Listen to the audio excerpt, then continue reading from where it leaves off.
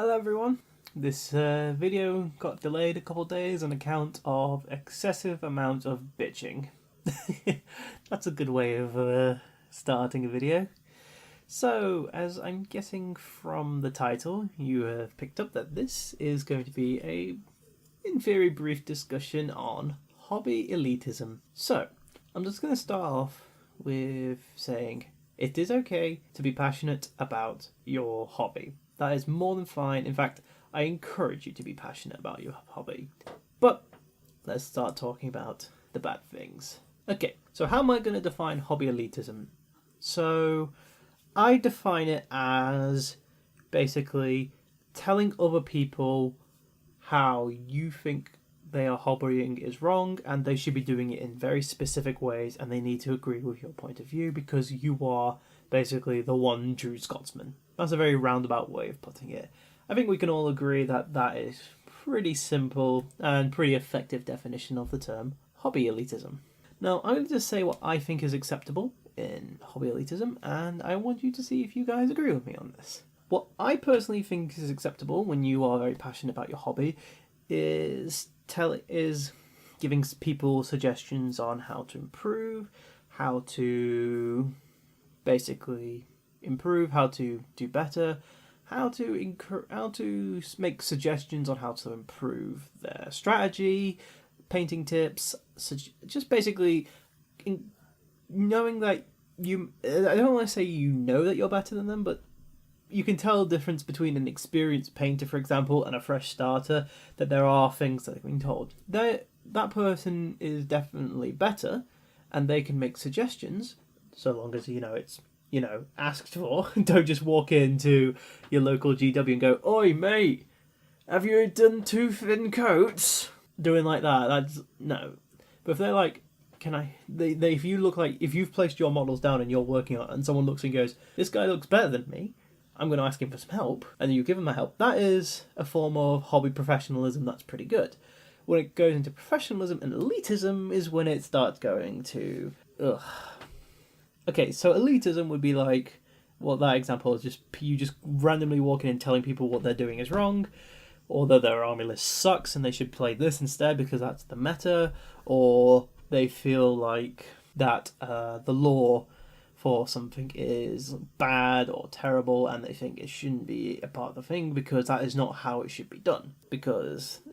And there is an exception to that rule when people can accurately describe something that's either been poorly done on G-Dub's part, for example, and they can make suggestions on how to improve it, but most people are very passionate when it comes to their negative criticisms and they don't do it very well. So what encouraged this video? You might be asking now that we're 3.5 odd minutes into it. Well, it was a tweet shared by Kiri, who basically was ripping into the Primaris Marines on how they're the worst thing ever, and anyone who likes them is not a true fan of Games Workshop. And just, it was hilarious. I'm not going to share the picture of it just because I don't think drawing attention to specific people is necessarily a good thing unless they're asking for genuine feedback. This person wasn't for feedback. He was basically calling Kiri a G-dub cocksucking fanboy that thinks G-dubs can do no wrong. No, I think Kiri's been fairly critical of a lot of things that G-dub has done this year. But he's also been very positive because, he's trying to be a positive force. That's his channel, bro.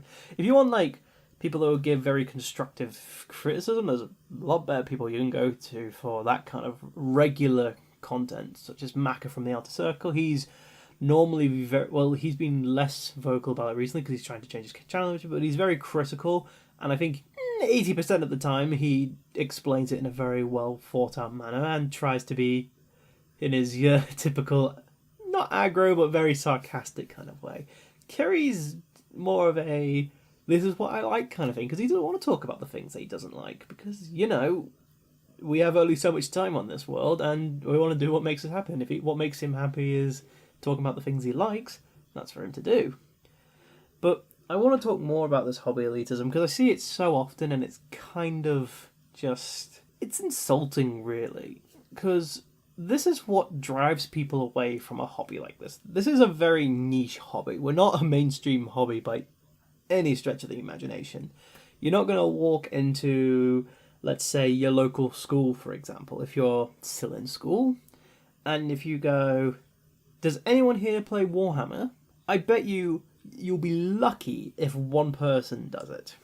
If the one person raises their hand and says, yeah, I play it, I play this and this. It's not a common thing. It's an expensive hobby for a lot of people. Yes, there's ways you can reduce the cost of the hobby. It's a time-consuming hobby, and we live in an age where attention spans are definitely a lot shorter than most. That's the age of information for you. And so, if you're going to be this very aggressive kind of hobbying kind of habits, you're going to really drive people away from the hobby rather than encourage people to join it. Because, let's be honest, if you're going to be very just aggressively negative about Primaris, for example, let's use Primaris because this is probably one of the biggest sticklers among the elitist crowd. Yes, their lore was rushed, effectively. They just showed up because Belisarius Cole was like, hey, Gilliman, you're alive. BT dubs, here's an army for you. Have fun. It was pretty rushed, but now that they were getting some dedicated Primaris books, we're finally going to start seeing them integrate into the lore properly. And heck, with potential rivalries between the regular Space Marines and the Primaris, there could really some really interesting stories. There's this one theory about was it Valrak that suggested? I don't know if Valrak suggested it, but they definitely made a video on it about like a civil war, basically between the Primaris and the regular Marines, and that could potentially drive some Primaris into the Chaos faction, for example. That would be an interesting.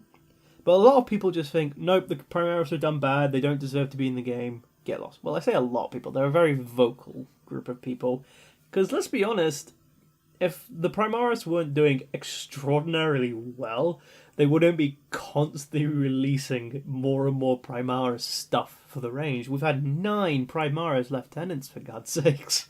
We've had a lot of Primaris stuff. And it's probably one of their best sellers as well. I mean, it's advertised directly on the front page. People are definitely buying it. We see a lot of people using them.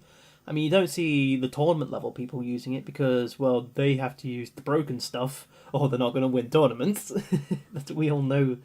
If anyone who's had any kind of tournament experience from any game ever, you'll know for a fact that the tournament scene and the everyone else playing the game are effectively 2 different games. Anyone who's played like League of Legends, for example, or Dota, or any of the, or Counter-Strike, or any of these major competitive esports, the non-pro gamers and the professional games are playing 2 completely different games. They are insanely different in how they work. Heck, even just going between ranks, like let's say you're gold in League of Legends and you go to platinum, the skill level does vary a lot, and it feels like basically a different game. But you get these very elitist people who say you have to be playing this or you're just not really playing the game, which is weird because we all hobby for different reasons. Some people, let's say, like, I don't know, Super Saiyan. He is openly admitted he's a modeler first. He enjoys buying and building new models. He's not really a painter, and that shows because he has massive collections of armies that are barely painted, but he's collected tens of thousands of points worth of army, and it's crazy. Then you get people who are kit bashers, who really like the creative process of taking something that's been pre-made and then turning it into something creative. Or you just have the people who will build something as fast as possible so they can get an army, slap it on a table, and start punching their dudes, their imaginary fire space dudes, with other imaginary space dudes. That's kind of, like, that's the joy of a hobby like this. Anything goes, and you can make the hobby what you want to make it. Telling people that they're hobbying wrong is basically a crime in my book, and I won't want to be associated with you if you're the kind of person that goes, no, you have to play like this, you should paint it like this, you should do that. So feedback is welcome in a hobby like this, because the skill level between a novice painter and an expert, legendary, I've been doing this for 20 years kind of painter is light years apart. But we need to encourage people to join in, because the hobby requires fresh people coming in constantly to keep it sustained. 8th edition, whatever you want to say about it, has been probably the most successful edition in the history of what I've been able to find in this game. It has actively drawn in so many players because, well, for a bunch of reasons. A, it's one of the simplest versions of the game to understand and pick up. It's had probably the most marketing behind GW, because they actually use the community website to advertise things. They aren't solely dependent on word of mouth like they have been for a fair few years. It's not like the early days where they could just slap their games into stores because they were doing a lot of box games, or they did have general advertisements because they were a new company. But for a while, they've just been reliant on word of mouth just to get their name out there. I mean, I basically heard it from word of mouth from Kiri. That's basically where I got into my first GW, was where I first bought my first model. Oh yeah, thank Kiri. You're the reason why I'm probably $3,000 poorer than I should be. Love you really. But yeah, elitism is something that we see all the time, especially in like YouTube comments sections. Bell of Lost Souls articles have been pretty bad about it in 8th edition. Reddit posts. There's been a lot of very negative output with not very much constructive feedback. Like, they just say this is bad, and a lot of the time they don't really offer anything to fix it with. They just complain, and that's probably even the worst kind of elitists who have nothing to offer. They just complain for the sake of complaining, and these are the kind of people we don't need in our lives. Our hobby's a hobby. We're here to have fun. Fun is such a hard thing to have in this day and age, it seems, because we live in such a connected world where we have information at our fingertips, and the people who are very vocal are the ones that actively seek out the best of the best and just say, this is how it should be. Which is not how it should be. We should be able to do things the way we want. If I want to paint a bright pink Space Marine Legion and call it the Fab Boys, I should be allowed to do that because it's fun. I'm not saying it's part of the lore, and all I can say is part of my headcanon because I think it'd be fun. We got the Legion of Dave, which is a bright blue and with pink trim. It's not a part of the lore, but we can pretend it's part of the lore. I mean, there was this lovely employee at Warhammer World who allowed Leaky Cheese to put Legion of Dave inside the display box for all the legion, that paints all the legions, and we got pictures to pretend it was canon. It was great. That was a fantastic time. But I can tell you for a fact that I could probably find a fair few people that would get really pissy about that because it's not part of the lore. It has to be accurate to the lore. I've had one person who saw my custom high fleet for my Tyranids and got really mad that I was using it as high fleet. I want to say it was Kraken at the time. No, it was Behemoth at the time. But the purple carapace would suggest it's more Leviathan. And he was like, isn't that more like a subspecies of Kraken Leviathan than Behemoth? It's like, no, it's just a cool paint job. It doesn't have to be accurate to the lore. It's my models. I paid God knows how much money. I'm going to paint them how I goddamn like it. And he got so upset. Like, I don't get it. I thought creativity was like one of the best parts about this thing.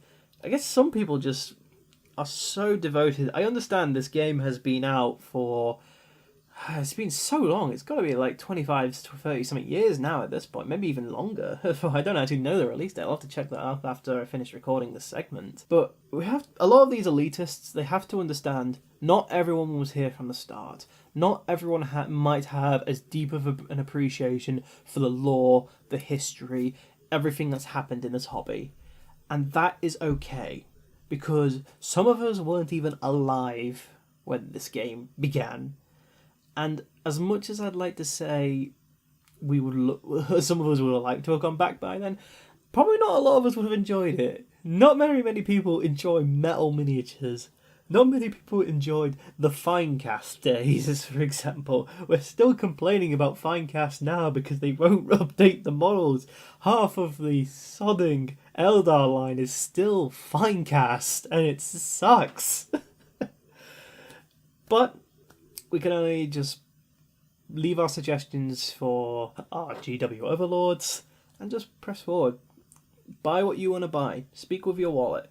But don't become toxic about the hobby, because that's when the hobby ceases to be a hobby and it just becomes a chore. I think my best piece of advice is something that can be applied to pretty much any hobby you have, and it's going to be this. Don't make your hobby part of your identity. I find a lot of people who are very into the hobby, people refer to themselves as a 40k player. You shouldn't do that. You should always refer to yourself as someone who plays 40k. As soon as you make it part of your identity, the second someone either attacks that either indirectly or accidentally, or just makes a remark that's not 100% accurate, you get upset. Don't revolve yourself in the identity. People can be wrong. People can be ignorant. People can just say things that they find amusing that you might not about your hobby. And that is fine. Just be respectful and just adapt to the situation, because not everyone has the same vested value in the hobby as you. I, for example, only have vested value in the Lore of the Thousand Suns, the Lore of the Night Lords, the Tyranids, and I'm starting to get into some of the Custodes history at the moment. That's kind of where my focus lies. Everywhere else out of that, I don't really care. I'm going to be honest with you. In terms of lore. And when it comes to actually playing the game, I have one semi-competitive list that's pretty semi-strong. The rest are just lists that I think are funny at the time. I will happily sacrifice optimization for just stupid things.